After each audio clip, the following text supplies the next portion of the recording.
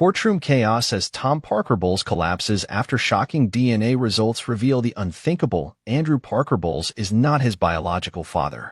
In a stunning twist that left the entire courtroom speechless, Tom Parker Bowles, the well-known food critic and son of Queen Camilla, collapsed to the floor after DNA results proved that Andrew Parker Bowles, the man he believed to be his father for over 5 decades, is not his biological parent. Whispers of royal scandal ripple through the palace as questions arise. If not Andrew, then who? And what does this mean for Camilla's past and the royal lineage? We're diving deep into this explosive revelation, unraveling hidden secrets, unexpected names, and the legal implications that could shake the monarchy to its core. This is more than just a family mystery, it's a royal reckoning. Stay with us as we uncover every shocking detail. Before we continue, please hit the like button, subscribe to the channel, and turn on the notification bell for updates. It was supposed to be just another day in court. The media was buzzing, cameras flashed outside the imposing stone walls, and reporters strained their necks for a glimpse of the royals walking into the building. Tom Parker Bowles, son of Queen Camilla, appeared composed as he arrived, surrounded by his legal team. Little did anyone know that the next few hours would change his life forever. In a matter of moments, the truth that had been buried for decades would surface, leaving Tom stunned and the entire nation questioning everything they thought they knew. The court was packed, and tension hung thick in the air. Onlookers whispered as they speculated about why this case had captured so much attention. After all, Tom Parker Bowles was no stranger to the limelight. As a successful food writer and critic, he had carved out a niche far removed from the tumult of royal drama. Yet, today was different. Today, it wasn't about his culinary achievements or his relationship with the queen consort. It was about identity, legacy, and a truth that refused to remain hidden. As the session began, the judge addressed the room, his authoritative voice echoing through the chamber. The murmurs subsided, and all eyes turned to the stand. It was announced that the hearing would revolve around a matter of paternity, something that had long been speculated but never confirmed. People held their breath. The mystery surrounding Tom's paternity had floated in the aristocratic circles for years, but no one had dared to address it publicly. Not until now. The first to take the stand was a forensic genealogist.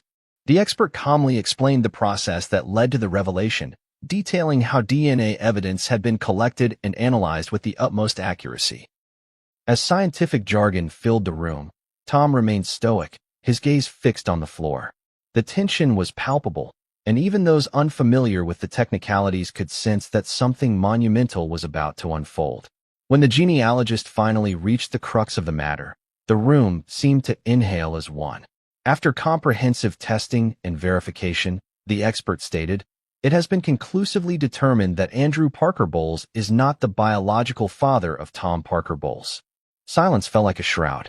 It took a moment for the words to register, and then came the audible gasps, the hurried scribbling of notes, and the unmistakable sound of someone fainting. It was Tom. His body collapsed onto the floor, his head striking the edge of the bench. People rushed forward, and chaos erupted. Medics were summoned, and for a brief, terrifying moment, it seemed as if Tom's world had literally and figuratively collapsed. Once Tom was revived, his face ashen and his demeanor visibly shaken, he struggled to grasp the enormity of what had just been revealed. His mother, Camilla, was not present in court that day, and suddenly her absence seemed more poignant than ever.